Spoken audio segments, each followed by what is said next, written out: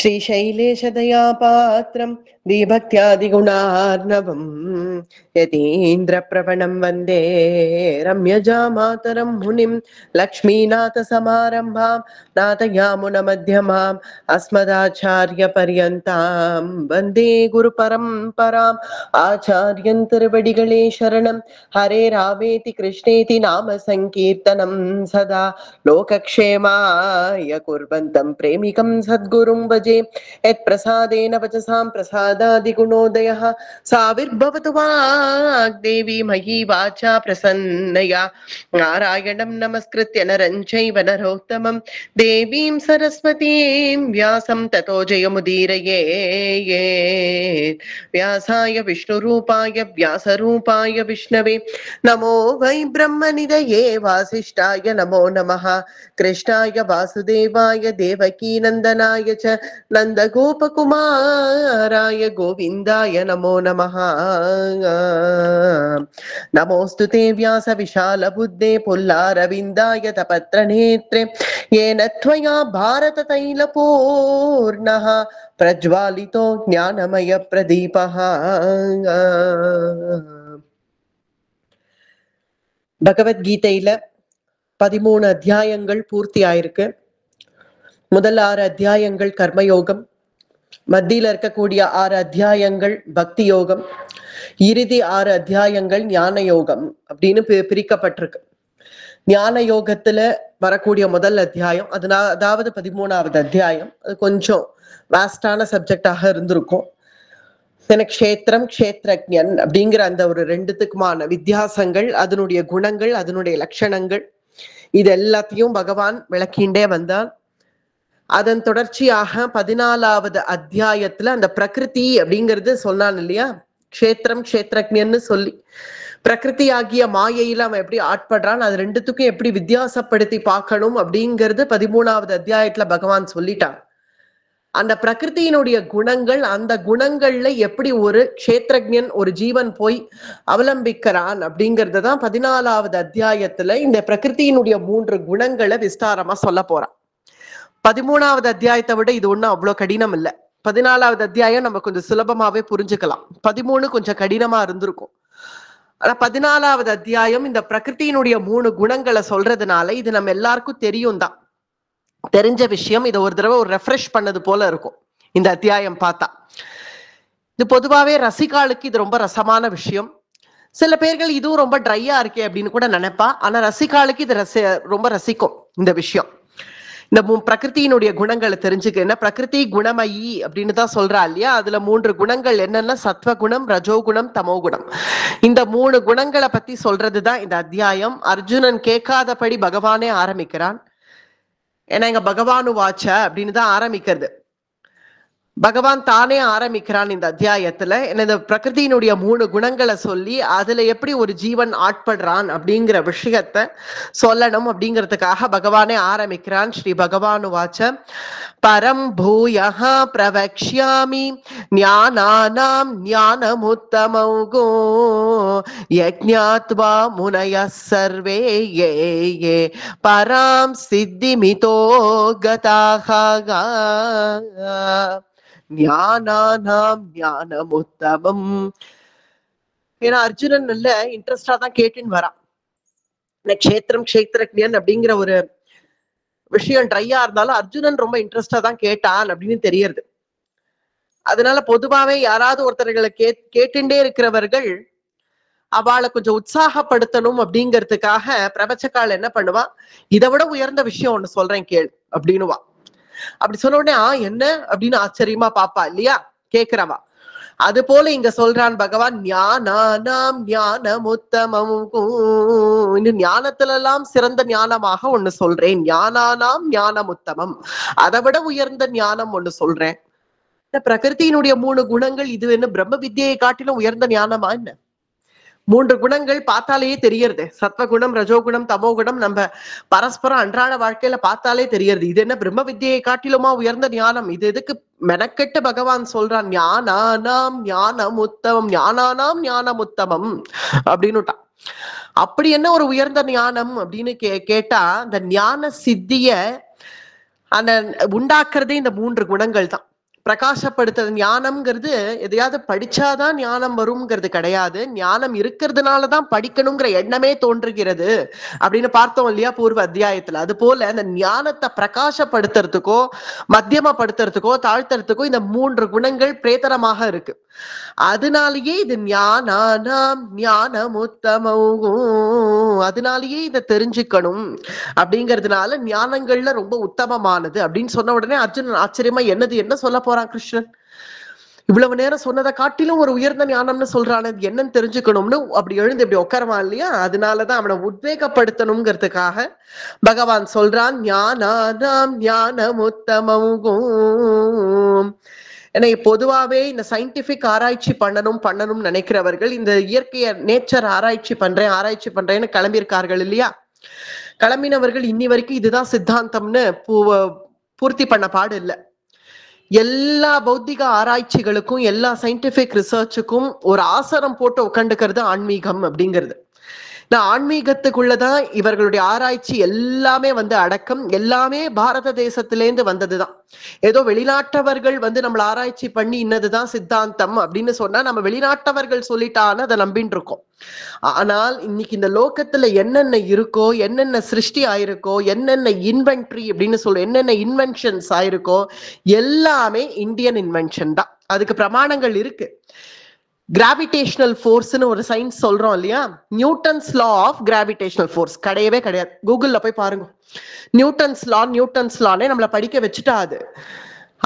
அதை கொண்டு வந்தது பாஸ்கராச்சாரியா தான் லா ஆஃப் கிராவிட்டி அப்படிங்கறத அந்த சயின்டிபிக் ரிசர்ச் கொண்டு வந்தார். அதே பாஸ்கராச்சாரியா தான் பித்தாகரஸ் தியரம் அப்படின்னு ஒண்ணு போடுறோம் இல்லையா மேத்தமேட்டிக்ஸ்ல, அதை கொண்டு வந்ததும் அவர் தான். கூகுள்லயே போய் போட்டு பாருங்க, நியூட்டன்ஸ் லான்னு அதுல பார்த்தா தெரியும். அப்படி லா ஆஃப் கிராவிட்டின்னு போடுங்க, பாஸ்கராச்சாரியான்னு போடுங்க, கிளியரா கொடுப்பா. அந்த நியூட்டன்ஸ் லாக்கு முன்னாடியே ஒரு 1200 வருஷத்துக்கு முன்னாடியே நம்ம தேசத்துல பாஸ்கராச்சாரியா லா ஆஃப் கிராவிட்டியை எழுதிட்டார். அதே போல ஆரியபட்டா அரித்மெட்டிக் தியரம்ஸ் இதெல்லாமே ஆரியபட்டா அவர் எழுதினது. எல்லாமே நம்ம இந்தியாவிலேருந்து போனதுதான். புஷ்பக விமானம் அப்படிங்கிறது, இந்த விமானம் அப்படிங்கிறது நம்ம புராண இதிகாச காலத்திலேருந்தே இருக்கு. ஏரோப்ளேன் தயார் பண்றதெல்லாம் நம்ம ரிஷிகளுக்கு தெரியும்.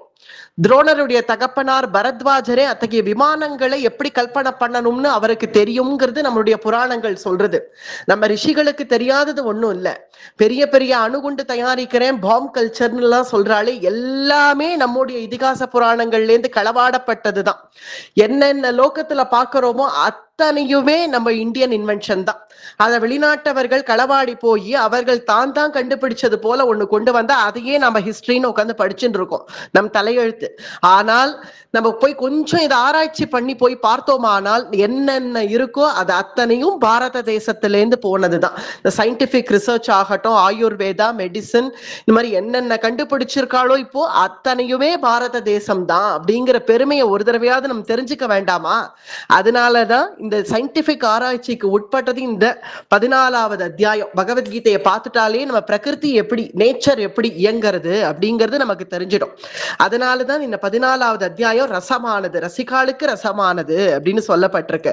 யஜ்ஞாத்வா முனயஹ சர்வே யே பராம் சித்திமிதோ கதாஹ. யஜ்ஞாத்வா முனயஹ சர்வேனுட்டா கிருஷ்ணனே. நம்முடைய ரிஷி முனிவர்கள் அத்தகைய ஆராய்ச்சியினால தெரிஞ்சின்ற இந்த பிரகிருதி விஷயத்த அர்ஜுனா நான் உனக்கு சொல்றேன். யஜ்ஞாத்வா முனயஹ சர்வே பராம் சித்திமிதோ கதாஹ.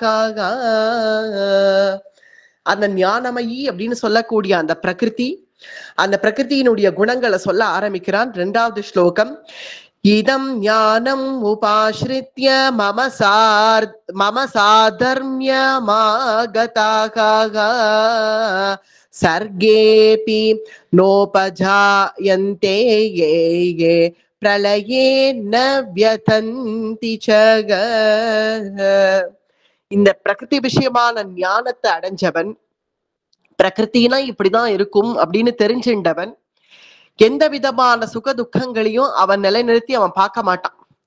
படைப்பும் போது பிறக்கர்ச்சே அவன் இல்லை இருக்கர்ச்சே அவன் அடையிற சுகமோ, இல்ல பிரளயத்தின் போது அவன் அடையக்கூடிய அந்த துயரமோ, இது எதையும் அவன் கேர் பண்ண மாட்டான். இதம் ஞானம் உபாஸ்ரித்ய இதம் ஞானம் உபாஸ்ரித்ய, இந்த ஞானத்தை தெரிஞ்சின்றவன், இயற்கை எப்படி இயங்கிறது அப்படிங்கறத இந்த ஞானத்தை தெரிஞ்சின்றவன் எந்த இன்ப துன்பங்கள்லயும் தன்னை ஈடுபடுத்திக்க மாட்டான். அவன் தெய்வீக இயற்கையை அடையறான்னு சொல்றான். மமசா தர்மியமாகதாக, மமன என்ன ஆசிரியச்சவன் அந்த தெய்வீக இயற்கையினுடைய வைபவத்தை அனுபவிக்கிறான். அவன் இந்த சாமானிய இயற்கையில ஏற்படக்கூடிய சுக துக்கங்களை பத்தி அவன் கேர் பண்ண மாட்டான். அதுல மூணாவது ஸ்லோகம் என்ன சொல்றான்? மம யோனிஹி மஹத் பிரம்ம தஸ்மின் கர்ப்பம் ததாம்யஹம் சம்பவஹ சர்வபூதானாம் ததோ பவதி பாரதாக. இந்த சுத்தமான சித்ரூபமான பரமாத்மா தன்னுடைய மாயையாகிய இந்த பிரகிருத்தியின் இடத்துல சைத்தன்யமாகிய அந்த ஜோதி கர்ப்பத்தை கொடுக்கிறான், கர்ப்பாதானம்.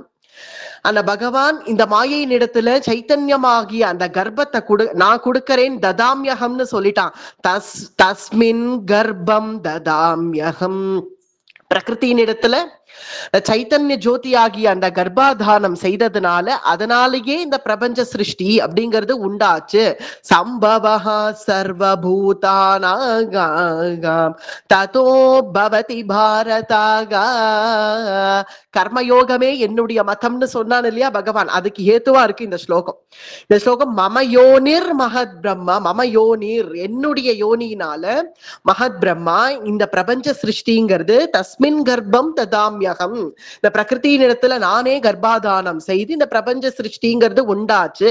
சம்பவஹ சர்வபூதானாம் ததோ பவதி பாரத. சம்பவஹ சர்வபூதானாம், இந்த சர்வபூதங்களும் என்னுடைய மாயையாகிய பிரகிருத்தியிட்டேந்து நானே உண்டாக்கினேன் அப்படிங்கிறது இந்த மூணாவது ஸ்லோகம். அடுத்தது நாலாவது ஸ்லோகம்.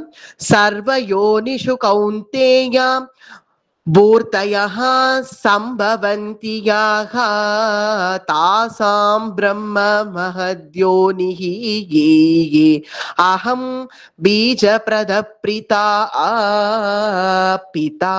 நானே பிதானுட்டான், இந்த ஜகத்துக்கு நானே பிதா. மகாலட்சுமி மாதா, நம்ம அப்படித்தானே சொல்றோம். மாதா தாயார் மகாலட்சுமி, பிதாவான நாராயணன், லக்ஷ்மி நாராயணர்கள்.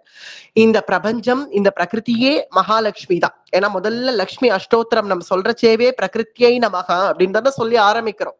இந்த பிரகிருத்தியே தாயாராக, அதுக்கு ரஞ்சகனாக இந்த ஜெகத்பிதாவாக நம்மளுடைய நாராயணனே, இவர்கள் ரெண்டு பேரும் சேர்ந்து லக்ஷ்மி நாராயணர்களாக இருவருடைய சம்பந்தத்தினாலேயே இந்த ஜகத்தே சிருஷ்டியாருது. தன் ஸ்வரூபத்தையும் தாயார் ஸ்வரூபத்தையும் காட்டி எங்களுடைய சம்பந்தத்தால இந்த பிரபஞ்ச சிருஷ்டி உண்டாருது அப்படின்னுட்டான். ஏன்னா இங்க பிதா அப்படின்னு, பிதா நானே பிதா அப்படிங்கறதே இங்க சொல்லிட்டான். தாசாம் பிரம்ம மஹத்யோனிஹி அகம் பீஜ பிரதப் பிதாக. நானே பிதா, பிரகிருத்தியே மாதா. நாங்கள் இருவரும் இந்த ஜெகத் சிருஷ்டிய நாங்கள் ஹேத்துவாக உண்டாக்கினோம். அப்ப இந்த சரீரம் அப்படிங்கிறது இந்த பிரகிருதி சம்பந்தம் உடையது. நம்மளை பத்தி பேசுறேன், ஜீவனை பத்தி பேசுறேன். ஜீவாத்மாக்கள் இந்த சரீரம் அப்படிங்கிறதே பிரகிருத்தியினுடைய சம்பந்தம் உடையது. ஆத்மா அப்படிங்கிறது ஈஸ்வரனுடைய சம்பந்தம் உடையது. அப்ப நம்ம யாரு? இந்த சரீரம் பிரகிருத்தியினுடைய சம்பந்தம், இந்த ஆத்மா இந்த ஈஸ்வரனுடைய சம்பந்தம்னா நம்ம யாரு பின்ன? அவர்களுடைய குழந்தைகள், லக்ஷ்மி நாராயணர்களுடைய குழந்தைகள் தான் இந்த ஜெகத்தே. அவர் அந்த விராட் புருஷனுடைய குழந்தைகள் தான், அவன் தாயார் பெருமாளுடைய குழந்தைகள் தான் இந்த அத்தனை ஜெகத் சிருஷ்டியே. அப்படிங்கறச்சே நம்ம யார் பின்ன? அவனுடைய குழந்தைகள் தானே அப்படிங்கிறது இந்த ஸ்லோகம் நமக்கு சர்வ ஆதாரமாக அமைஞ்சிருக்கு. பிறகு அஞ்சாவது ஸ்லோகம். சத்வம் ரஜஸ்தம இதி குணாஹ பிரகிருதி சம்பவாஹ நிபத்னந்தி மகாபாஹோ தேஹே தேஹினம் அவ்யயம். மாதாவான பிரகிருத்திய பற்றி பகவான் இப்ப சொல்ல ஆரம்பிக்கிறான். பிதாவான தன்னை பத்தி இப்ப சொல்லிக்கல. ஈஸ்வரனுடைய குணங்களை பத்தி இப்ப சொல்ல ஆரம்பிக்கல, மாதாவனுடைய குணங்களை இப்ப சொல்ல ஆரம்பிக்கிறான்.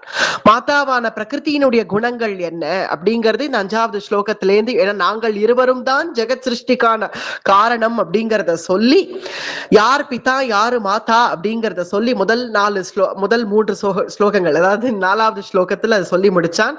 முதல் ஸ்லோகத்திலேருந்து ஆரம்பிச்சு அந்த பிரகிருத்தியினுடைய குணங்களை இனி சொல்ல ஆரம்பிக்கிறேன். மாதாவினுடைய குணங்களை சொல்றதுல பிதாக்கு அவ்வளவு சந்தோஷம். அதனால அந்த மாதாவாகிய அந்த பிரகிருதி குணங்களை ஆரம்பிக்கிறதுக்காக இங்க ஆரம்பிக்கிறான். 3 குணங்கள் இருக்கு உன்னுடைய தாயாருக்கு, மாதாவுக்கு, இந்த பிரகிருதிக்கு. என்னென்ன அந்த 3 குணங்கள்னா சத்வம் ரஜஸ் தமஸ் அப்படிங்கிற அந்த 3 குணங்கள். சத்வம் ரஜஸ் தம இதி குணாக பிரகிருதி சம்பவாக, இந்த 3 குணங்களை வச்சுட்டுதான் பிரகிருதி அப்படிங்கிறது உண்டாகிறது. பிரகிருதி இந்த ஜெகத் சிருஷ்டியை உண்டாக்குறது. அந்த 3 குணங்கள் இந்த புருஷனாகிய இந்த ஜீவன் இந்த சரீரம் அந்த 3 குணங்கள் இருக்கிறதுனாலதான் பந்தப்பட்டு இருக்கு.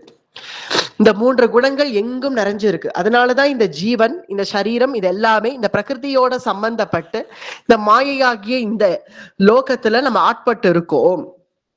பிறகு 6வது ஸ்லோகம், தத்ர சத்வம் நிர்மலஹ த்வாத் பிரகாஷம் ஆனாமயஹம் சுகசங்கேன பத்னாதி ஞான சங்கேன சானகாகா.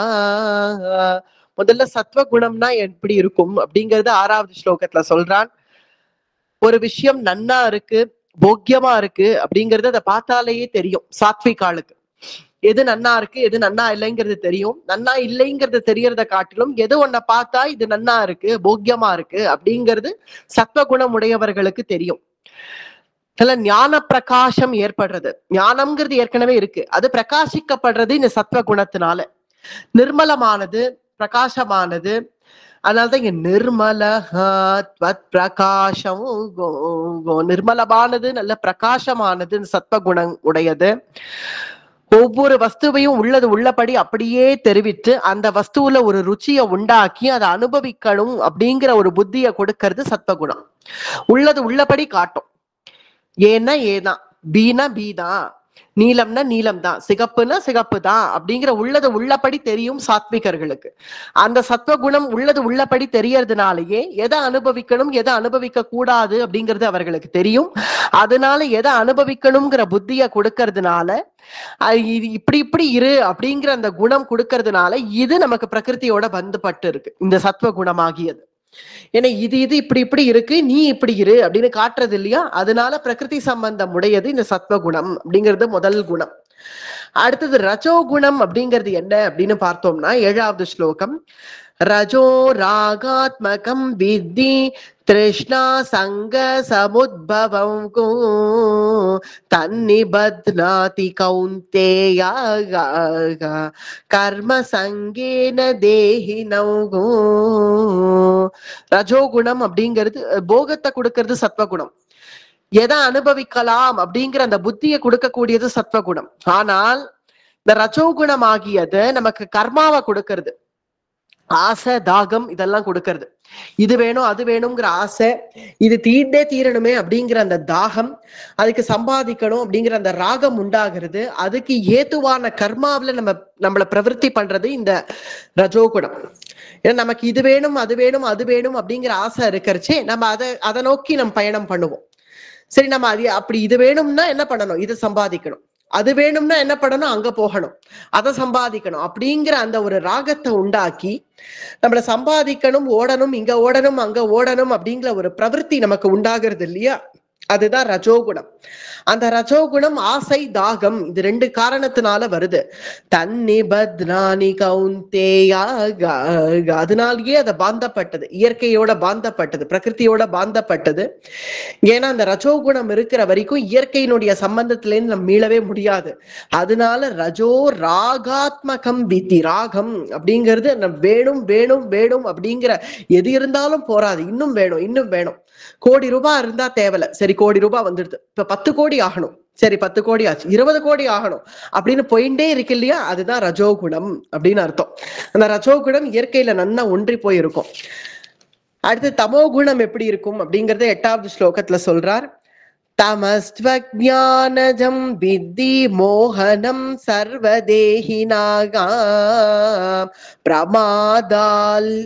प्रमादालस्य निद्राभिः ये तन्निबध्नानि भारतागा. हे பாரதா, என்ன பாரதான பரத வம்சத்துல வந்தவனேன்னு அர்த்தம். அர்ஜுனா, தமோ குணம் அப்படிங்கிறது எல்லாரையும் மயங்கடிக்கு விழச் செய்யும். தூக்கம், சோம்பேறித்தனம், இது ரெண்டு தான் அதுக்கு காரணம். ஆலசியம், அதாவது தூக்கம், சோம்பேறித்தனம். பிரமாதாலஸ்ய நித்ராபிஹி, நித்ராபிஹி, நித்ரைனா தூக்கம், சோம்பேறித்தனம் தூக்கம். பார்த்த எப்பவுமே சோம்பேறித்தனம் சோம்பேறித்தனம் சோம்பேறித்தனம், தூக்கம் தூக்கம் தூக்கம், இப்படியே இருக்கிறவர்கள், அது ஒரு விதமான விசிராந்தி. தமோ குணம்ங்கிறது ஒரு விதமான விசிராந்தி தான். ஏன்னா எப்போதுமே ஒரு மயக்கமாவே இருக்கிறது, ஏன்னா சோம்பேறித்தனமாகவே இருக்கிறது. அப்படி இருக்கிறவர்கள், இந்த தாமச குணம் அடையிறவர்கள், அவர்கள் மீளவே முடியாது. இயற்கையோட ரொம்ப ஒன்றி போயிட்டார்கள்னு அர்த்தம். அவர்களை மீட்டுக்கு எடுத்து கொண்டு வரதுங்கிறது ரொம்பவே துர்லபம். தாமச குணம் மட்டும் ரொம்ப வேரூன்றி எடுத்துன்னா அதுல இருந்து மீள்றதுங்கிறது கோட்டி ஜென்மம் ஆனாலும் திருந்த முடியாது போல இருக்கு. ஏன்னா தாமச குணம்ங்கிறது அவ்வளவு தலையெடுத்துடும். அது தலையெடுத்துடுத்துனா, ஒன்ஸ் தாமசம்ங்கிறது ஒண்ணு தலையெடுத்துடுத்துனா அதுல இருந்து மீண்டு வர்றது அப்படிங்கிறது ரொம்ப அரும்பாடு படணும். அத்தகைய ஒரு குணம் தான் தாமச குணம். இந்த தாமச குணம், இந்த உறக்கம் அப்படிங்கிறது அதுக்கு ஒரு ஹேத்துவாக இருக்கு. மயக்கம், உறக்கம், சோம்பேறித்தனம், ஒரு விதமான பைத்தியக்காரத்தனம். பைத்தியக்காரத்தனம் கூட தாமச குணம் அப்படின்னு சில பேர்களை பார்த்தா அவ என்ன பேசுறாங்கிறது அவளுக்கே புரியாது. அப்படி இருக்கிறவர்கள் அது ஒரு விதமான பைத்தியக்காரத்தனம். அந்த ஒரு பைத்தியக்காரத்தனத்துக்கு ஏத்துவான ஒரு குணமாக இந்த தாமச குணம் சொல்லப்படுறது. அடுத்தது 9வது ஸ்லோகம். இந்த 9வது ஸ்லோகம் ஒரு கன்சாலிடேஷன் மாதிரி. இப்ப தனித்தனியா சொன்னார் இல்லையா, சத்வ குணம்ங்கிறது என்ன, ரஜோகுணம் அப்படிங்கிறது என்ன, தமோ குணம்ங்கிறது என்னன்னு தனித்தனியா சொன்ன விஷயத்த இப்போ ஒன்னா ஒரே ஸ்லோகத்துல சொல்றார். 9வது ஸ்லோகம். சத்வம் சுகே சஞ்சயதி ரஜஹா கர்மணி பாரதாகா ஞானமாவ்ருத்ய தூ தமஹா பிரபாதே சஞ்சயத்யுதாகா. பொதுவாவே சத்வ குணம் நமக்கு ஒரு இன்பம் கொடுக்கும், சந்தோஷத்தை கொடுக்கும். ரஜோகுணம் அப்படிங்கிறது நம்ம செயல்களுடைய பலனாக கருதப்படுறதுனால அது சில பலன்களை கொடுக்கும், தாற்காலிக பலன்களை நமக்கு ரஜோகுணம் கொடுக்கும். தமோ குணம் அப்படிங்கிறது ஞானத்தை மறைக்கும், ஞானத்தை பிரகாசப்படுத்தும் சத்வகுணம். தமோ குணம் அப்படிங்கிறது அந்த ஞானத்தை மறைக்கிறது. தமஹா பிரமாதே சஞ்சயந்து சஞ்சயத்யுதா. அதாவது இந்த ஞானம் அப்படிங்கிற ஞானமாகிய பிரகாசத்தை மந்தப்படுத்தி அதை மறைக்கிறது தான் இந்த தமோ குணம் அப்படிங்கிறதுனால சத்வகுணம்ங்கிறது எவ்வளவுக்குள்ள உனக்கு சுகம் கிடைக்கிறதோ, ஒரு சந்தோஷம் ஏற்படுறதோ, அவ்வளவுக்குள்ள இந்த தமோ குணத்தால நமக்கு அந்த விதமான பைத்தியகாரத்தனம் நம் ஞானத்தையே நம் மறைச்சுடுறது. ஞானமாவ்ருத்யது தமஹா பிரமாதே சஞ்சயத்யுதாகா. அதனால இந்த 3 குணங்கள்ல மத்தியில இருக்கக்கூடியது ரஜோகுணம். அது இதுலயும் சேர்த்தி இல்ல, அதுலயும் சேர்த்தி இல்ல. ஞானத்தை பிரகாசமாவும் காட்டாது, மந்தமும் அடிக்காது. ஒரு விதமான ஓட்டம்ங்கிறது இருக்கும். ஒரு நிமிஷம் ஒருத்தரால் அங்க உட்கார முடியாது. ரஜோகுணம் உடையவர்கள் அங்கேயும் இங்கேயும் இங்கேயுமா ஓடிண்டே இருப்பார்கள். ஒரு நிமிஷம் இங்க உட்காருனா உட்கார மாட்டார்கள். அத்தகையவர்கள் இந்த ரெண்டுத்துக்கும் மத்தியில இருக்கிறதுனால அவர்களுக்கு ஞானம் பிரகாசமாகவும் ஆகாது, ஞானம் மந்தமாகவும் ஆகாது. மத்தியில இருந்து இங்கேயும் அங்கேயும் ஓடுவர்கள் ரஜோகுணம் உடையவர்கள் அப்படின்னு கன்சாலிடேட்டடா இந்த ஒரு 9வது ஸ்லோகம் சொல்லப்பட்டிருக்கு. அடுத்தது 10வது ஸ்லோகம். ரஜஸ்தமஸ்சாபிபூய சத்வம் பவதி பாரதாகா ரஜஸ் சத்வம் தமஸ்சைவ தமஸ் சத்வம் ரஜஸ்ததாகா. அப்பப்போ இந்த குணங்கள் தலையெடுக்கும் போது அந்தந்த குணங்கள் நமக்கு மற்ற குணங்கள் அடங்கிடுமா. எப்ப நமக்கு எல்லாம் சத்துவ குணம் நல்லா தலையெடுக்கிறதோ அப்ப ரஜோகுணமும் தமோ குணமும் அடங்கி இருக்கும். எப்ப கொஞ்சம் ரஜோகுணம் தலையெடுக்கிறதோ அப்ப சத்வகுணமும் தமோ குணமும் அடங்கி இருக்கும். எப்ப தமோ குணம் தலையெடுக்கிறதோ அப்ப சத்வகுணமும் ரஜோகுணமும் அடங்கி இருக்கும். எப்போதுமே இந்த 3 குணங்கள் ஒரு மனுஷனுக்கு மாறி மாறி மாறி மாறி வரலாம். அல்லது சில பேர்கள் இந்த ஒரு குணத்தையே எப்போதும் ஆதாரமா சில பேர்கள் அப்படியும் இருப்பான். எப்போதுமே சாத்விகனாகவே ஒருத்தன் இருப்பான், எப்போதுமே ரஜோகுணம் பொருந்தி ஒருத்தன் இருப்பான், இல்ல எப்போதுமே தாமசமாக ஒருத்தன் இருப்பான். நல்ல புஸ்தகத்தெல்லாம் எடுத்து வச்சுன்னு உட்காந்து பாராயணம் எல்லாம் பண்ணிட்டு இருக்கான், பகவத் பூஜை பண்றான்னா சத்வகுணம் தலையெடுத்திருக்குன்னு அர்த்தம். எப்போ ஒருத்தன் நான் இங்க ஓடுறேன் அங்க ஓடுறேன், ஒரு நிமிஷம் உட்கார மாட்டேன், இந்த நாட்டுக்கு ஓடுறேன் அந்த நாட்டுக்கு ஓடுறேன், சம்பாதிக்கிறேன் படிக்கிறேன் இப்படி போறேன் அப்படி போறேன்னு போனான்னா ரஜோகுணம் தலையெடுத்திருக்குன்னு அர்த்தம். எப்போ சாப்பிட வேண்டியது தூங்க வேண்டியது, சாப்பிட வேண்டியது தூங்க வேண்டியது, இதையே ரொட்டீனா வச்சுட்டு இருக்கிறவர்களுக்கு தமோ குணம் தலையெடுத்திருக்குன்னு அர்த்தம். எப்போதும் அவர்களுக்கு ஒரு ஆலசியம் இருக்கும். எழுந்துறேன்டா எழுந்துறேன், எழுந்துட்டா போச்சு, இன்னும் ஒரு 10 நிமிஷம் ஆட்டமே, 10 நிமிஷம் கழிச்சு வந்து எழுந்துக்கிறியாடா, இன்னும் அரை மணி ஆட்டமே, எழுதுண்டா போச்சு, சரி குளியேண்டா ஸ்நானம் பண்ணேன்டா குளிச்சா போச்சு, சாப்பிடேண்டா சாப்பிட்டா போச்சு அப்படின்னு சாப்பிட்றதுல கூட ஒரு ஆலசியம் வந்துடும். அப்படி இருக்கிறவர்களுக்கு நல்ல தமோ குணம் வேரூன்றி போயிடுதுன்னு அர்த்தம். இங்க அவர்களை திருத்துறதுங்கிறது ரொம்ப துர்லபம். அது போன்ற இந்த 3 குணங்கள். அடுத்தது 11வது ஸ்லோகம். सर्वद्वारेषु देहेऽस्मिन् प्रकाश उपजायते ये ज्ञानं यदा यदा विद्यात् विवृद्धं सत्त्वमित्युतः. சத்வகுணம் அப்படிங்கிறது எப்ப பிரகாசம்னா, இந்த உடல்ல நவத்வாரங்கள் பொருந்தினது இந்த சரீரம் இல்லையா, 9 விதமான ஓட்டைகள் இருக்கு, நவத்வாரம் பொருந்தின இந்த கதவுகள் எல்லாத்துலயும் ஞானம் எப்போது பிரகாசிக்கிறதோ அப்போ அவர்கள் சத்வகுணத்தை அனுபவிக்க முடியும். ஞானம் அப்படிங்கிறது பிரகாசிக்கும் சாத்விகளுக்கு. சத்வகுணம் எப்பப்போதெல்லாம் தலையெடுக்கிறதோ அப்போதெல்லாம் நம்ம புத்தி பிரகாசமும் ஏற்படும். சரியான டெசிஷன் எடுக்கிறான் அப்படின்னு சில பேர்களை பார்த்தா சொல்றோம் இல்லையா, இவன் எடுக்கிற டெசிஷன் எப்பவும் கரெக்டா இருக்கு சரியா இருக்கு அப்படின்னா ஏன்னா அவளுக்கு சத்வகுணம் இருக்குன்னு அர்த்தம். சத்வகுணம்ங்கிறது ஏதோ பகவத் பக்தி தான் சத்வகுணம்ங்கிறது இல்ல. யாரு ஒருத்தர் சாந்தமா இருக்காளோ, என்னென்ன விஷயங்கள் எப்படி எப்படி டிசைட் பண்ணணும், எதை எதை அலசி ஆராயணும், எப்படி பார்க்கணும்னு கொஞ்சம் நிதானமா யாரு செயல்படுறார்களோ, வேகமா குடுகுடுன்னு போய் புதையல்னு கீழே உழறத காட்டிலும், அது ரஜோகுணம். அப்படி உழறத காட்டிலும் கொஞ்சம் நிதானமா போவோம், ஆழம் எவ்வளவுன்னு பார்த்து கால வைப்போம், இதெல்லாம் இவர்கள்லாம் குணம் உடையவர்கள். அவர்கள் எடுக்கிற டெசிஷன்ஸ் பெரும்பாலும் சரியா இருக்கும். புத்தி பிரகாசம் அப்படிங்கிறது ஏற்படுறதுனால இந்த சத்வகுணம் உடையவர்கள் பெரும்பாலும் ஆஸ்திகர்களா ஆயிடுவா, பகவத் பக்தர்களா அப்படியே கொஞ்ச நாள்ல ஆவா. எடுத்ததும் பகவத் பக்தி உடையறதுனாலதான் அவர்களுக்கு சத்வகுணம்னு நினைக்க கூடாது, சத்வகுணம் இருக்கிறதுனாலதான் பகவத் பக்தி அப்படிங்கிறது உண்டாகுது.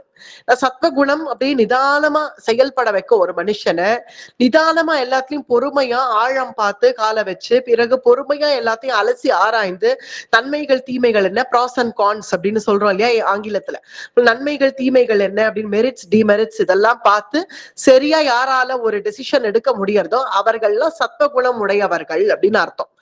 அவர்களுக்கு புத்தி பிரகாசமாக செயல்படும் எப்போதும். ஞானம் யதா ததா வித்யாத் தான் படிச்ச வித்தியெல்லாம் எப்போதும் அவர்களுக்கு நினைவுல இருக்கும். அந்த வித்தியை எங்க விருத்தி பண்ணணுங்கிறது அவர்களுக்கு தெரியும், எங்க தன்னுடைய லேர்னிங்ஸை இம்ப்ளிமெண்ட் பண்ணணுங்கிறது அவர்களுக்கு தெரியும். விவிருத்தம் சத்வமித்யுதாக, அத்தகைய குணங்கள் உடையவர்கள் சாத்விகர்கள், அதாவது சத்வகுணம் உடையவர்கள் அப்படின்னு அர்த்தம். அடுத்தது ரஜோகுணம் உடையவர்களுடைய குணங்கள் சொல்றார் 12வது ஸ்லோகத்துல. லோபஹ பிரவருத்திராரம்பஹ கர்ணாமசமஸ்பிருஹ ரஜஸ்யேதானி ஜாயந்தே யே விவ்ருத்தே பரதர்ஷபாக. எப்போ காரியக்கிரமங்கள்ல ஒருத்தன் உற்சாகமா இருக்கானோ அது ரஜோகுணம் அப்படின்னு அர்த்தம்.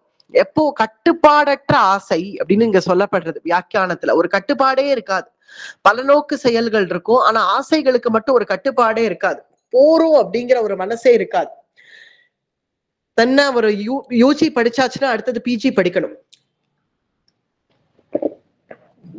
சரி பிஜி படிச்சுட்டே அடுத்தது எம்ஃபில் பண்ணணும், எம்ஃபில் படிச்சியேப்பா அடுத்து டாக்டரேட் பண்ணணும், சரிப்பா இதுதான் முடிச்சுட்டு இனிமே வேற ஏதாவது ஒண்ணு பார்க்கலாமே, இனிமே இல்ல இதுக்கேத்த ஒரு உத்தியோகம் வேணும், உத்தியோகம் பார்க்கணும், இந்த உத்தியோகம் பிடிக்கல அடுத்த 4 மாசத்துல அடுத்த உத்தியோகம், ஆனா அதுல உடனே ஒரு இன்கிரிமெண்ட் வரணும், ஒரு ஐக்கு வரணும், அடுத்தது ஒரு 6 மாசம் வேலை செஞ்சா அடுத்த உத்தியோகம், ஏதோ ஒரு தேடல். அந்த ஒரு தேடல் அப்படிங்கிறது இவர்களுக்கு எப்பவுமே இருக்கும். லோபித்தனம் அப்படிங்கிறது தீரவே தெரியாது. லோபாக பிரவருத்திராரம்பஹ, லோபித்தனம் அப்படிங்கிறது அடங்கவே அடங்காது இவர்களுக்கு. அதனால ஏதோ ஒரு முயற்சி பண்ணிட்டே இருப்பார்கள். திருதராஷ்டிரனுக்கு கூட ஒரு விதமான லோபித்தனம் தான். லோபித்தனம், இந்த வேணும் இதை வேணும், இந்த ராஜ்யம் வேணும் அந்த ராஜ்யம் வேணும், இது போராது அது போராதுங்கிற லோபித்தனம் ஒண்ணு.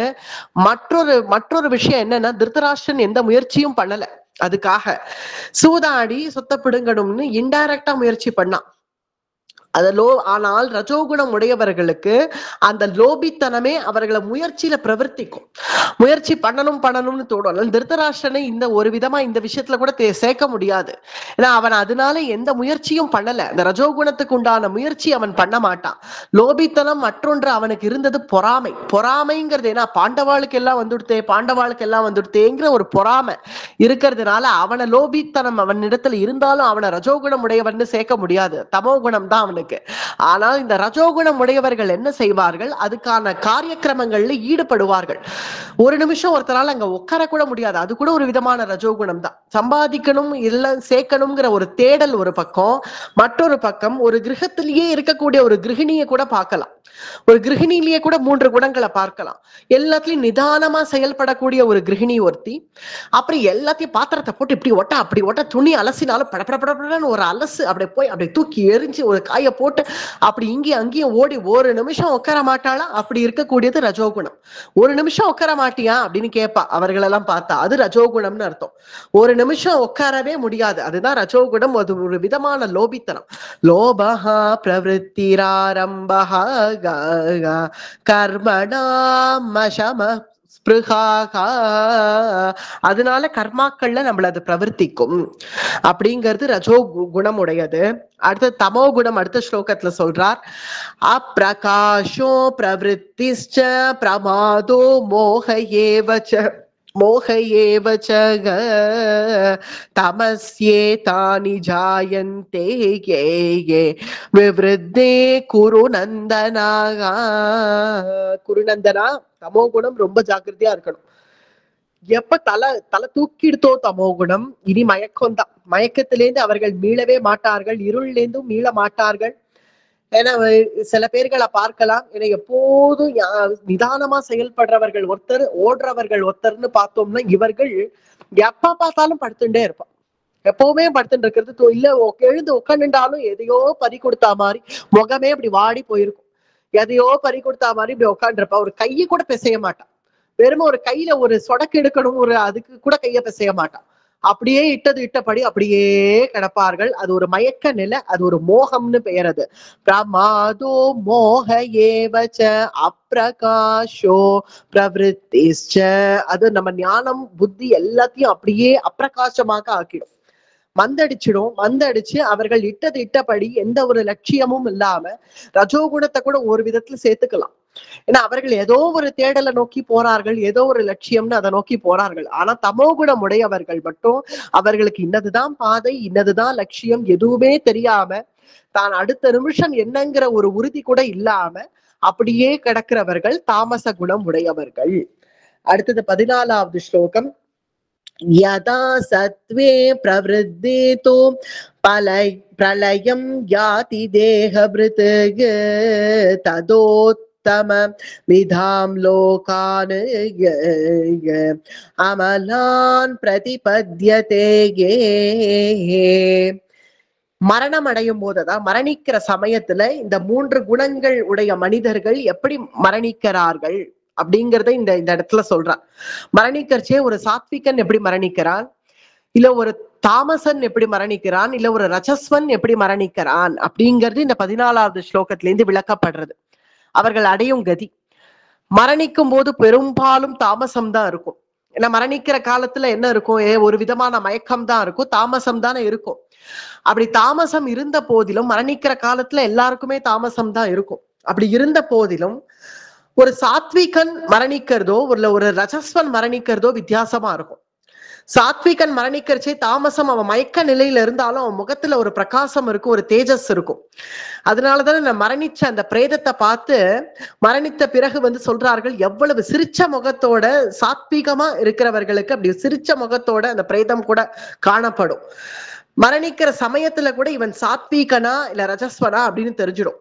ரஜஸ்வனுக்கு என்ன ஆகும்? இப்படி மரணிக்கிற சமயத்துல கூட கைகள் இப்படி இப்படி ஆடின்னு இருக்கும், எதையாவது ஒண்ணு பண்ணிட்டு இருப்பான், கால் ஆட்டின்னு இருக்கும்.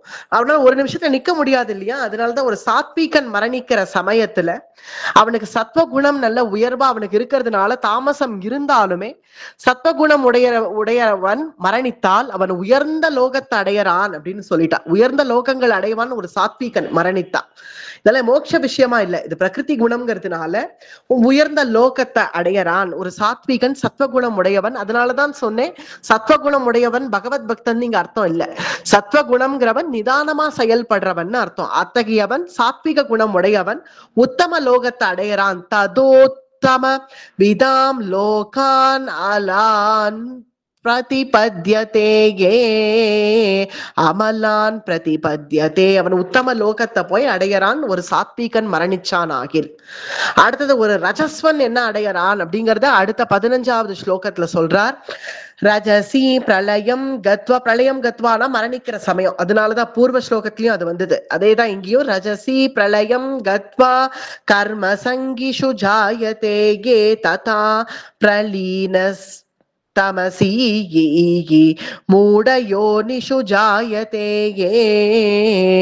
ரஜோகுணமுடையவன் கர்ம சங்கிகளிடத்திலேயே பிறக்கிறான். ரஜோகுணமுடையவன் கர்மா பண்றவன் தானே, அவன் மத்தியம லோகத்தை தான் போய் அடையறான். அப்படி அடைஞ்சு அவன் திரும்ப பிறக்கிறச்சே ஒரு கர்ம சங்கிகளோடவே போய் பிறக்கிறான். கர்ம சங்கிஷு ஜாயதே, கர்ம சங்கிஷு ஜாயதே, யார் யார் எந்தெந்த குடும்பம் ரொம்ப கர்மால பிரேரணையா இருக்கோ அந்த குடும்பங்கள் அவன் போய் ஒரு ரஜோகுணம் உடையவன் மறுபடியும் பிறப்பு எடுக்கறச்சே அத்தகைய குணங்களில் இருக்கிற இடத்திலேயே போய் பிறக்கிறான். ஆனால் தாமச குணம் உடையவன் அவன் மரணிக்கிற காலத்துல கூட பார்த்தேன்னா அவனுடைய பிரேத்தம் கூட ஒரு விதமா தாமசமா தான் இருக்கும். மரணிச்சும் கூட எப்படி கிடக்குறான் பார் அப்படின்னு சில பேர்களை பார்த்தா சொல்லுவான். மரணிச்சும் கூட பார் எப்படி அப்படியே கிடக்குறான், இவன் உயிரோட இருக்கிறச்சேவும் மரணிக்கிறதுக்கும் வித்தியாசமே இருக்காது. உயிரோட இருக்கிறச்சேவும் அவன் அப்படிதான் கடந்தான். அதனால மரணிச்சிருக்கான் அப்படிங்கிறதுக்கு ஒரு வித்தியாசமே தெரியாது அவர்கள் எல்லாம் பார்த்தா. அதனாலதான் ததா பிரலீனஸ் தமசி மூடயோனிஷு ஜாயதே, மூடர்கள்னுட்டான் இந்த மாதிரி தாமச குணங்கள் உடையவர்கள். மூடயோனிஷு ஜாயதே, அத்தகைய தமோ குணம் உடையவன் மறுபடியும் அத்தகைய மிருகஹீனத்துல பிறக்கிறான். மறுபடியும் அவன் பிறப்பு எடுக்கிறச்சே மூடயோனிஷு ஜாயதே, மறுபடியும் மிருகமாகவோ பசுபக்ஷியாகவோ அத்தகைய பிறப்புங்கிறது தமோ குணத்தினாலதான் வருது. தமோ குண பிறப்புங்கிறது தான் இந்த மிருக இனத்துல பிறக்கப்படுற ஒரு பிறப்பு. அந்த தமோ குணம் உடையவன் அவன் உத்தம லோகமும் கிடையாது, மத்தியம லோகமும் கிடையாது, அவன் நரகத்துக்கு தான் போவான். ஒரு விதமா இருக்கு ஸ்லோகத்துல, அடுத்த ஸ்லோகத்துல தான் வருது. அவன் முட்டாள்தனமா அவன் பண்ணக்கூடிய அவனுடைய செயல்கள் அவனை பெரும் துக்கத்துல கொண்டு போய் அவனை வாட்டி வதைக்கும்.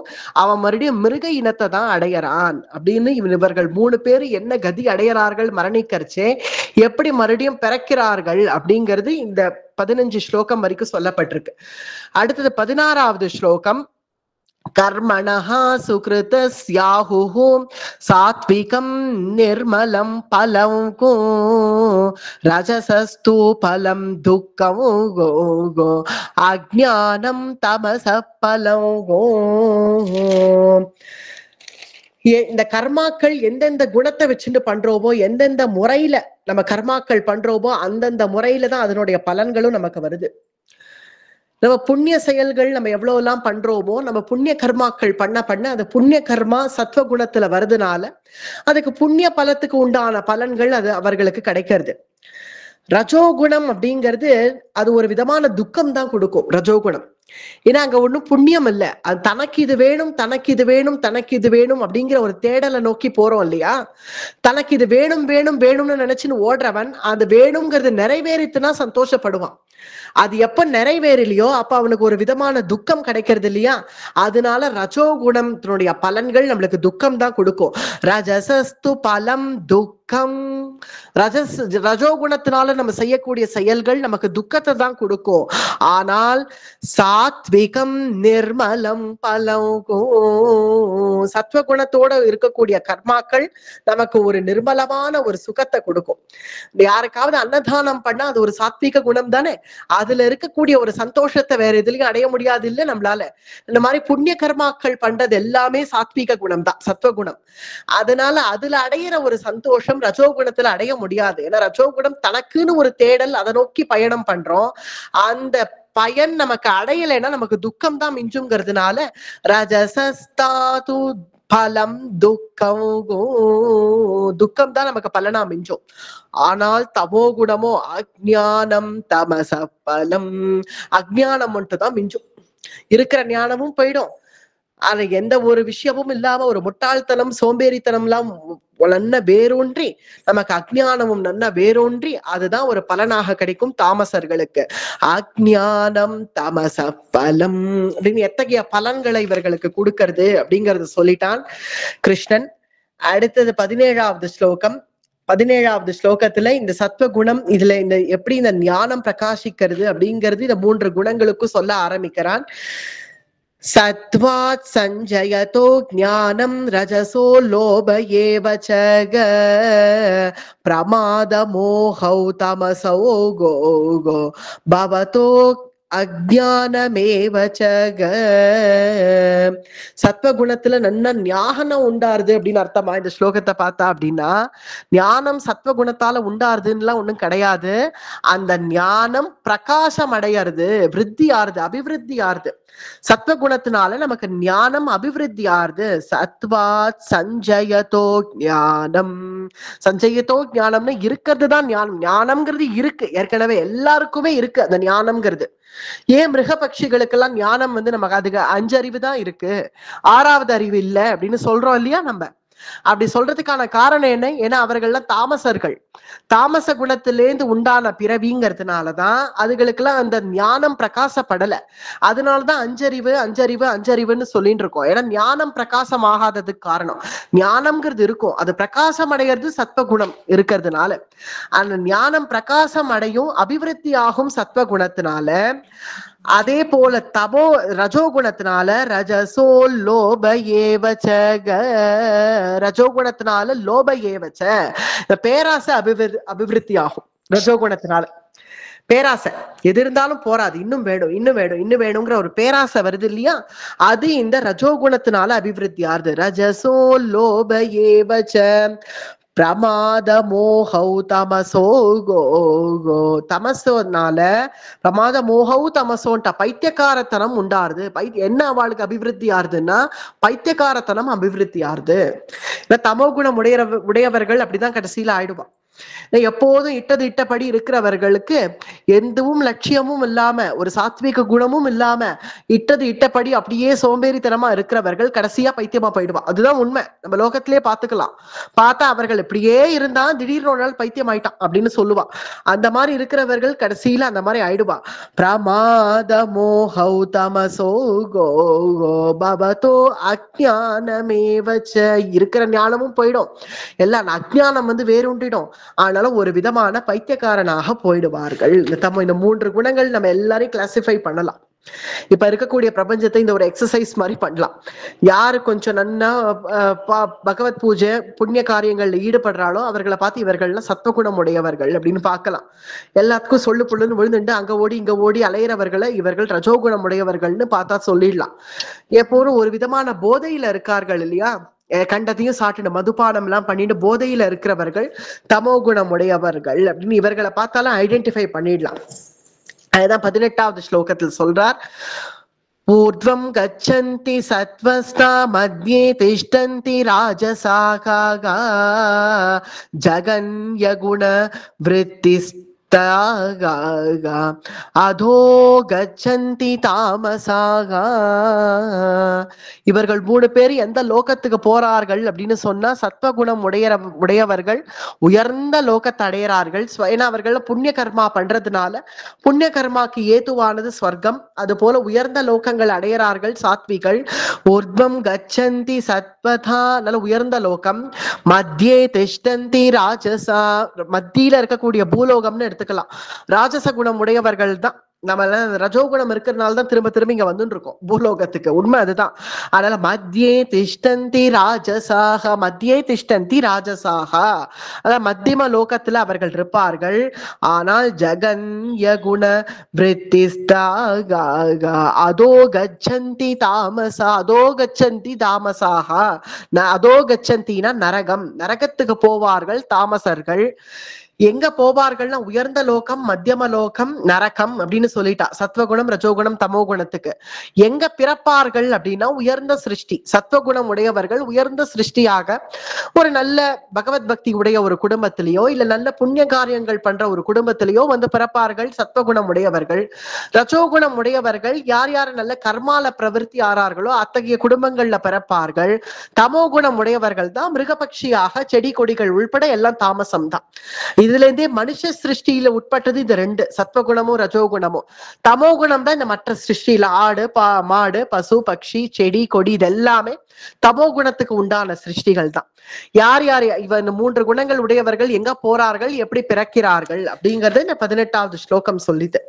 19வது ஸ்லோகம் நான்யம் குணேப்யஹ கர்த்தாரம் யதா திரஷ்டானுபஷ்யதி குணேப்யஸ்ச பரம் வேத்தி மத்பாவம் சோதிகச்சதி. இந்த லோகத்துல என்னென்ன பேதங்கள் இருக்கோ அது எல்லாத்துக்கும் இந்த 3 குணங்கள் தானே காரணம்.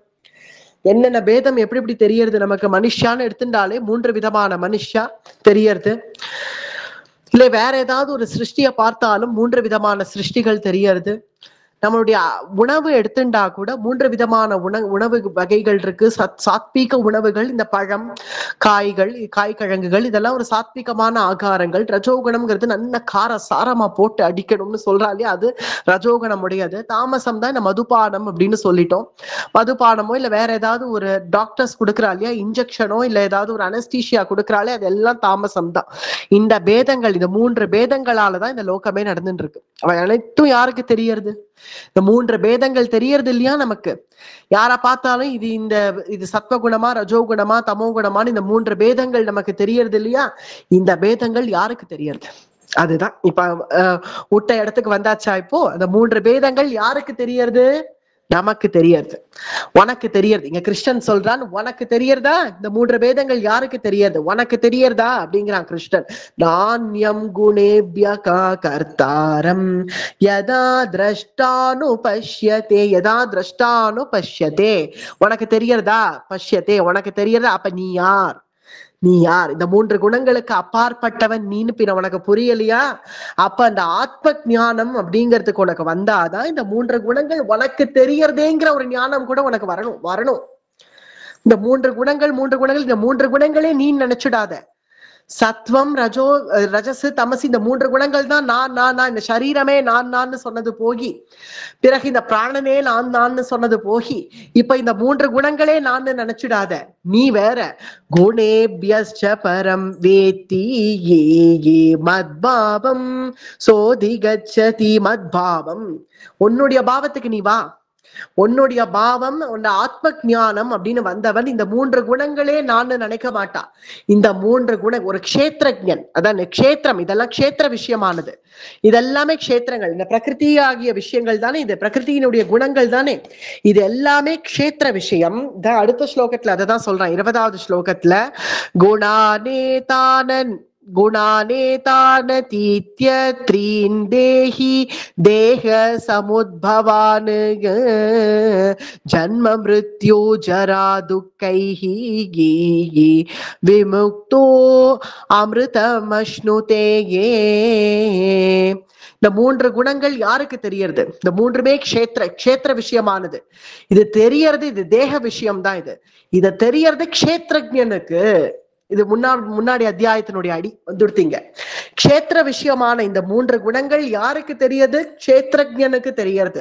அத்தகைய க்ஷேத்திரஜன் இந்த 3 விஷயங்களும் இது க்ஷேத்திர விஷயம் தானே அப்படிங்கறத நினைச்சு அதை தள்ளிட்டு இதுக்கெல்லாம் அப்பால்பட்டது அந்த ஞானமாகிய பிரகாசத்தை தன்னுடைய சாத்வீக குணத்தால பிரகாசப்படுத்தி அதுலேந்து பகவானை பிடிச்சுக்கிறவன் உத்தமன். அத்தகைய உத்தமன் குணாதீதன் அப்படின்னு அவன் அழைக்கப்படுறான். ஜன்ம மிருத்யு ஜரா துக்கைஹி, அவனுக்கு இந்த ஜன்மம் மிருத்யு ஜரம் துக்கம் இதெல்லாமே அவனுக்கு ஒரு பெருசா தெரியாது. அவன் ஒரு விதமான அமிர்தத்தை அனுபவிக்கிறான். அமிர்தமஷ்ணுதே அப்படிங்கிறது ஒரு விதமான உத்தம ஆனந்தத்தை அவன் அனுபவிக்கிறான். அத்தகையவன் யாரு அப்படின்னு கேட்டா குணாதீதன் அப்படின்னுட்டார். குணாநேதான நீதீத்ய, அத்தகைய குணாதீதனுக்கு இந்த 3 குணங்கள்லாம் அவனை பிடிச்சுன்றாது. இந்த 3 குணங்களுக்கு ஆட்பட்டு அவன் இருக்க மாட்டான். அவன் அதுக்கெல்லாம் அப்பாற்பட்டு போயிடுவான் அப்படின்ன உடனே இப்ப அடுத்தது 21வது ஸ்லோகம். அர்ஜுன வாச்ச, அர்ஜுனன் கேட்கிறான். ஏன்னா இந்த 3 குணங்கள் எல்லாம் கேட்ட உடனே அவனுக்கு ஒரு பயம் வந்துடுது. இந்த 3 குணத்தால தானே இந்த லோகமே நடந்துட்டு இருக்கு. ஜெகத் இந்த லோகம்னு இல்லை, எந்த லோகத்தை எடுத்து பார்த்தாலும் இந்த 3 குணங்கள் இருக்கு. இந்த 3 குணங்களுக்கு உட்பட்டு தான் எல்லாமே நடக்கிறது.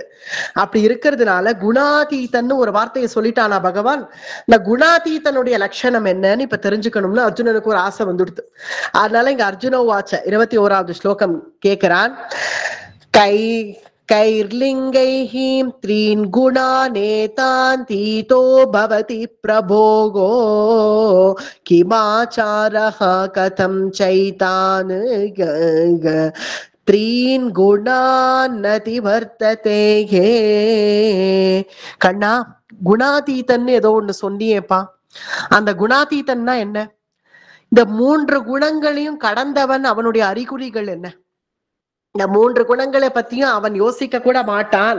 அது க்ஷேத்திர விஷயம்னு அந்த க்ஷேத்திரஜன் தள்ளிடுவான்னு சொன்னியே, அது அவன் குணாதீதன் அப்படின்னு வேற சொன்ன இல்லையா அந்த ஒரு பதம். அந்த குணாதீதனுடைய லட்சணம் என்ன?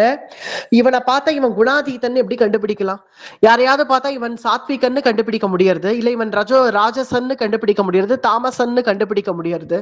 குணாதீதன்னு ஒருத்தனை இது வரைக்கும் யாருமே கேள்விப்படல இல்லையா? இது சாத்விகன் ராஜசன் தாமசன், சாத்விகன் ராஜசன் தாமசன் இப்படிதான் பார்த்திருப்போம். ஓரளவுக்கு இந்த பிரகிருத்தியினுடைய 3 குணங்கள் தெரிந்தவர்கள் இது இந்த 3 தான் பார்த்திருப்பா. குணாதீதன்னா என்ன? அவனை எங்க போய் நான் காண்றது? குணாதீதன் ஒரு குணம், அவனுடைய லட்சணங்கள் என்ன? இவனை பார்த்தா சாத்விகர்னு தெரியறது. சரி, இப்ப பீஷ்வரை பார்த்தா அவர் நல்ல சாத்விகர், நல்ல எப்போதும் பகவத் பக்தி பண்ணிட்டு இருக்காருன்னு தெரியறது. ஓரளவுக்கு இந்த கர்ணன் இந்த கௌரவர்களை பார்த்தா கூட ரஜோகுணமுடையவர்கள்னு தெரியறது. இங்கே அங்கேயும் ஓடுறார்கள். தர்மபுத்திரரை பார்த்தா நல்ல சாத்வின்னு தெரியறது. தாமசம் யார? கும்பகர்ணனை வேணா எடுத்துக்கலாம். ராமாயணத்திலேயே 3 தத்துவங்கள் வருது. விபீஷணன், ராவணன், கும்பகர்ணன் இல்லையா? நல்ல உதாரணம் இது. விபீஷணன் நல்ல சாத்விக குணம் உடையவன், ராவணன் ரஜோகுணம் உடையவன். அதனால்தான் இங்கே அங்கேயும் ஓடின்னு கிடக்குறான். அங்க தாமசம் கும்பகர்ணன், இவ 3 தத்துவங்கள் அங்கேயே வந்துடுத்து நமக்கு. அப்படி இந்த கும்பகர்ணனை போல இருக்கிறவர்கள் இவனை பார்த்தா தாமசன்னு சொல்லிடலாம் ஈஸியா. ஆனா இந்த குணாதீதனை நான் எங்க போய் தேடுவேன்? இந்த குணாதீதன் இவனை பார்த்தா இவன் தான் குணாதீதன்னு நான் யாரை காட்டுவேன்?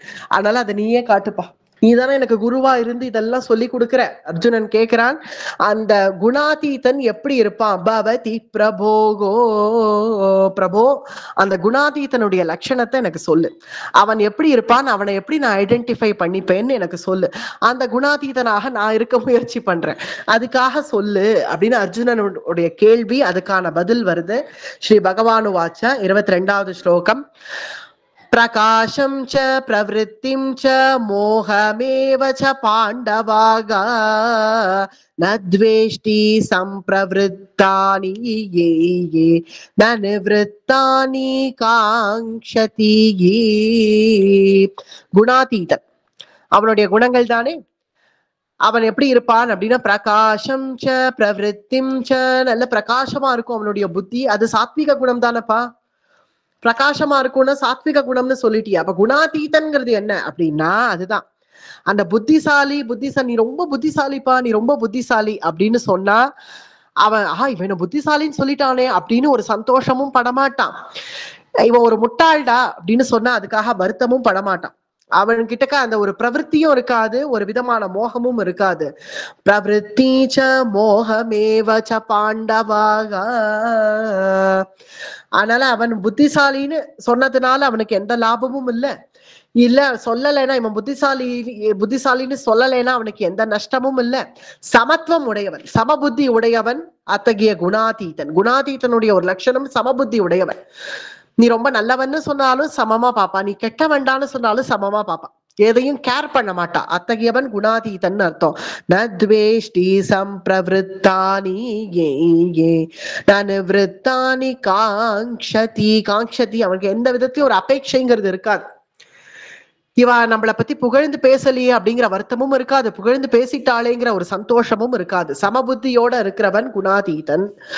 அடுத்தது இன்னொரு குணம் அவனுக்கு என்ன சொல்லப்படுறதுன்னா, உதாசீன வதாசீனோ குணைர்யோ ந விசால்யதே யே குணாவர்த்தந்த இத்யேவ யோவதிஷ்டதி நேங்கதே யே. அத்தகையவன் எப்படி இருப்பான் அப்படின்னு பார்த்தா, அவன் யாரையாவது ஒரு மக்கையோ இல்ல ஒரு தாமசனை பார்த்தா ஒரு அலட்சியமும் வராது. அட இவன் தாமசம் தானே, இவனை ஏன் நான் மதிக்கணும் அப்படிங்கிற ஒரு அலட்சியமும் வராது. இல்ல நல்ல ஒரு புத்திசாலியா பார்த்தா இவன் ரொம்ப புத்திசாலி, இவன் இடத்துல நம்ம கொஞ்சம் பக்தி பண்ணணும், இவன் இடத்துல இவனை தாச்சா பண்ணி வச்சுக்கணும் எப்படியாவது அப்படிங்கிற ஒரு தாட்சண்யமும் அவனுக்கு வராது. உதாசீன வதாசீனோ கோ கோ. யாரையும் உதாசீனப்படுத்தவும் மாட்டான், யாரையும் தூக்கி பிடிச்சுக்கவும் மாட்டான். அவன் ஐஏஎஸ் கலெக்டர்ப்பா, அதனால அவனை தாஜா பண்ணி வச்சுக்கணும் அப்படின்னு யாரையும் தூக்கியும் பிடிச்சுக்க மாட்டான். இல்ல இவன் தாமசன் எப்ப பாரு இப்படியே கிடக்குறான்னு உதாசீனமும் படுத்த மாட்டான். அதுலயும் சமத்துவத்தோட இருப்பான். ஏதோ தாமசனா இருக்கான், என்னவோப்பா என்னைக்குதான் எனக்கு பகவத் கிருபை வருமோ அப்படின்னு அவனுக்கும் ஒரு நல்லது நினைப்பான் இவன். அதாவது யாருன்னா குணாதீதன்கிறவன். நல்ல ஒரு ரஜோகுணத்துல இருக்கக்கூடியவனையோ இல்ல மற்றவனை பார்த்தா இவனுக்கும் பகவத் பக்தி நல்லபடியா வரட்டும் அப்படின்னு அவர்களை பார்த்தும் ஒரு கிருப்பையோட பார்ப்பான். இல்ல நல்ல சாத்விக குணத்தோட புண்ணிய காரியம் பண்றவர்களையும் பார்த்தாலும் இவ்வளவு புண்ணிய காரியம் பண்றானே, இவனுக்கு சீக்கிரம் பகவான் இவனை ஆட்கொள்ளட்டும் அப்படின்னு அவர்களை பார்த்தாலும் ஒரு கிருப்பை உண்டாகும். யாரையும் உதாசீனமும் படுத்த மாட்டான், யாரையும் தூக்கி பிடிச்சுக்கவும் மாட்டான். உதாசீன வதாசீனோ கோ குணைர்யோ ந விசால்யதே. அத்தகைய குணங்கள் உடையவன் குணாதீதன். அடுத்த ஸ்லோகத்துல என்ன சொல்றார்? 24வது ஸ்லோகம். சமதுக்க சுக ஸ்வஸ்தஹ சமலோகாஷ்ட காஞ்சனஹ துல்ய பிரியா பிரியோ தீரஹ துல்ய நிந்தாத்ம சம்ஸ்துதி. ஒருத்தன் ஆத்மஸ்துதி, தன்னை தானே புகழ்ந்துக்கவும் மாட்டான். நான் எப்படிப்பட்டவன் தெரியுமா, நான் இப்படி பண்ணிருக்கேன் தெரியுமா அப்படின்னு தன்னைத்தானே புகழ்ந்துக்க மாட்டான். இல்ல நான் எதுக்கு பிரயோஜனம், நான் ஒரு மக்கு என்ன அப்படின்னு தன்னைத்தானே தாழ்த்தப்படுத்திக்கவும் மாட்டான். அதே போல பிறர்கள் தன்னை ஸ்துதி பண்ணா, இவன் ரொம்ப நல்லவன்பா, இவனை மாதிரி ஒருத்தன் கிடையவே கிடையாது அப்படின்னா சபாஷ் ரொம்ப நல்லா சொல்றிய அப்படின்னு அதுக்கு சந்தோஷப்படவும் மாட்டான். இவன் ஒரு மக்கு என்ன, இவன் ஒரு மோசமானவன் அப்படின்னு சொன்னா இவன் இப்படி சொல்லிட்டானே அப்படின்னு துக்கம் படவும் மாட்டான். சம துக்க சுக நிந்த ஸ்துதி இது ரெண்டுமே சரீர விஷயமானது. ஒருத்தர் நம்மள நல்ல ஸ்துதி பண்ணாலும் சரி அதுவும் இந்த சரீரத்துக்கு தான், நிந்த பண்ணாலும் அதுவும் இந்த சரீரத்துக்கு தான். அதாவது இந்த நிந்த ஸ்துதி இதை பத்தி எல்லாம் அவன் கேர் பண்ண கூட மாட்டான், சமமாக இருப்பான். சுக துக்கம் வந்தாலும் சுகம் வந்தா எவ்வளவு சந்தோஷமோ அவ்வளவுக்குள்ள வருத்தம் துக்கம்ங்கிறது. அதனால சுகம் கிடைக்கிறச்சு ரொம்ப அப்படியே எக்ஸ்ட்ரீம் ஹாப்பினஸ்க்கு போயிட்டோம்னா, ரொம்ப மேல ஏறிட்டோம்னா அங்கேருந்து விழுந்தா பெருசா அடிபடும். அதனால கொஞ்சம் மேல ஏறினா அங்கேருந்து விழுந்தா கூட கம்மியா தான் அடிப்படும். அது போலதான் எக்ஸ்ட்ரீம் ஹாப்பினஸ் அந்த மாதிரி அடைஞ்சிடவும் மாட்டான். எக்ஸ்ட்ரீம் சேடு, எக்ஸ்ட்ரீம் சேட்னஸ்ங்கிறது என்ன ஆயிடும், ஒரு விதமான தாமசத்துக்கு கொண்டு போய் விட்டுரும். அதனால அப்படியும் போயிட மாட்டான். ஏன்னா ரொம்ப வருத்தமே வந்ததுன்னா ஒரு விதமான மயக்கம், வருத்தப்பட்டே அந்த ஒரு இப்பெல்லாம் சொல்றா இல்லையா ட்ராமா ஸ்ட்ரெஸ் அப்படின்னு புதுசா ஒரு வேர்ட் இப்பெல்லாம் நம்ம சொல்லிட்டு இருக்கோம் இல்லையா. யாரை பார்த்தாலும் I am going through drama, I am going through stress. அது என்ன ஸ்ட்ரெஸ்ஸோ அப்படி இருக்கிறவர்களுக்கு ஒரு விதமா அதை அப்படி கொண்டு போய் மன அழுத்தம் அங்க கொண்டு போய் விட்டுடும். அதனால அவர்கள் ரொம்ப சந்தோஷமும் பட்டுட மாட்டா, ஒரு சந்தோஷம் வந்ததுன்னா ரொம்ப துக்கப்பட்டுடவும் மாட்டா, சமமா இருப்பா. சம துக்க சுக யாரிடத்துலயும் ரொம்ப பிரியமும் வைக்க மாட்டா, யாரிடத்துலயும் அப்ரீத்தியும் வைக்க மாட்டா. ஒருத்தனை பார்த்தா ரொம்ப பிரியம், ரொம்ப ஒட்டிண்டு அப்படியும் இருக்க மாட்டா. யாரையாவது பார்த்தாலே எரிஞ்சு விழுந்து சொல்லு பொண்ணுன்னு விழுந்துட்டு அப்படியும் இருக்க மாட்டா. சமமா இருப்பா. இவாழ்ட்டையும் பிரியம் காட்டுவா, அவாழ்ட்டையும் பிரியம் காட்டுவா, சமமாக இருப்பா. அத்தகையவன் குணாதீதன். அடுத்தது 25வது ஸ்லோகம். மானாபமானோ மானயோஹோ துல்யஸ்துல்யோ மித்ராரி பக்ஷயோஹோ சர்வாரம்ப பரித்யாகி குணாதீதஹ ச உச்யதே. மானாபமானத்தை கேர் பண்ண மாட்டான். முக்கியமா யாராவது தன்னை ரொம்ப அவமானப்படுத்துற மாதிரி பேசினா, என்னை அவமானப்படுத்திட்டானேன்னு கண்ணுல கண்ணீர், இல்ல யாராவது ரொம்ப சந்தோஷப்படுத்தி பேசிட்டா, என்ன பெருமையா பேசிட்டானேன்னு ஒரு சந்தோஷத்தோட உச்சி, இல்ல என்னை பத்தி பேசலையே அப்படிங்கிற ஒரு கவலை, இது எதுக்கும் எதை பத்தியும் கேர் பண்ணாம மானாபமானயோஹோ மானம் அவமானத்தையும் சமமாக பார்ப்பான். சரீர விஷயம் தானே மானம் அவமானம்ங்கிறது கூட, அதையும் சமமாக பார்ப்பான். யாரையும் நண்பன் அப்படின்னு நினைக்க மாட்டான், யாரையும் எதிரின்னு நினைக்க மாட்டான். மித்ராரி பக்ஷயோகோ, இவன் எனக்கு நண்பன், நண்பன் எனக்கு மித்ரன் அப்படின்னு அவனுக்கு ரொம்ப ஒரு ஸ்நேகம் பண்ணிண்டு, அவனுக்கு ஃபேவரா எல்லாம் பண்ணிண்டு, இவன் என் எதிரி, என் துரோகி அப்படின்னு அவனுக்கு ஏதாவது ஒரு தீங்கு பண்ணணும், பழி வாங்கணும்னு நினைக்கிறது அப்படியும் செய்ய மாட்டான். ரொம்ப மித்ரன் யாரிடத்துலயும் ஒட்டுதலும் வச்சுக்க மாட்டான். மித்ராரி பக்ஷயோகோ, பின்ன எப்படிதான் இருப்பான்னா எல்லாத்தையுமே சமத்துவம், ஒரு பொதுவா சொல்லணும்னா சமபுத்தி, சமபுத்தியோட இருக்கிறவன். இந்த இயற்கையாக இந்த பிரகிருதி குணங்களுக்கெல்லாம் கடந்து அவனதான் குணாதீதன் அப்படின்னு சொல்லப்படுறது. குணாதீதஹ ச உச்யதே. அத்தகைய குணாதீதன் கடைசியில எப்படி இருப்பான் அவன் அப்படிங்கிறத 26வது ஸ்லோகத்துல சொல்றான்.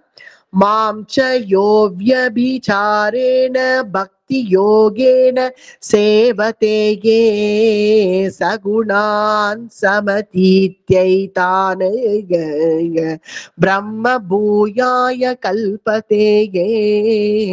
மாம் ச யோ வ்யபிசாரேண, மாம் ச யோ, மாம்சையனே தன்னை காமிச்சுக்கிறான் கிருஷ்ணன், தன்னை காமிச்சுன்னு சொல்றான். மாம்ச யோ வ்யபிசாரேண, அவன் எப்போதும் அத்தகைய குணாதீதன் என்னிடத்துல ஈடுபடுறவனாக இருப்பான். மாம்ச யோ வ்யபிசாரேண பக்தி யோகேன சேவதே, பக்தி யோகத்துல இருப்பான்.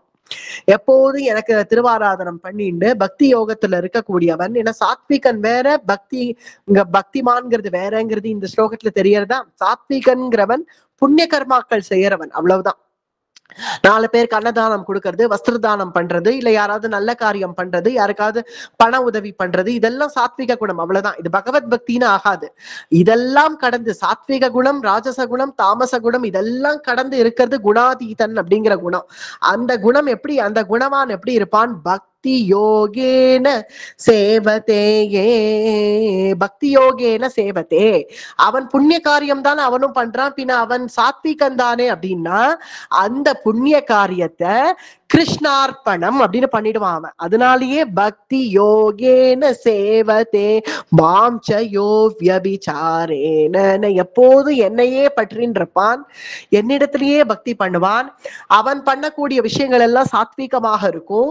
இந்த சாத்விக விஷயங்கள் அவன் செய்தாலும் சாத்விக குணம், பிரகிருதியோடைய சாத்விக குணத்துல ஒன்றி போயிடாம அது இதெல்லாம் க்ஷேத்திர விஷயம்னு தள்ளி நாம் பண்ற சாத்விக விஷயங்களையும் பகவதார்ப்பணம் அப்படின்னு பண்ணிடுவான் இல்லையா.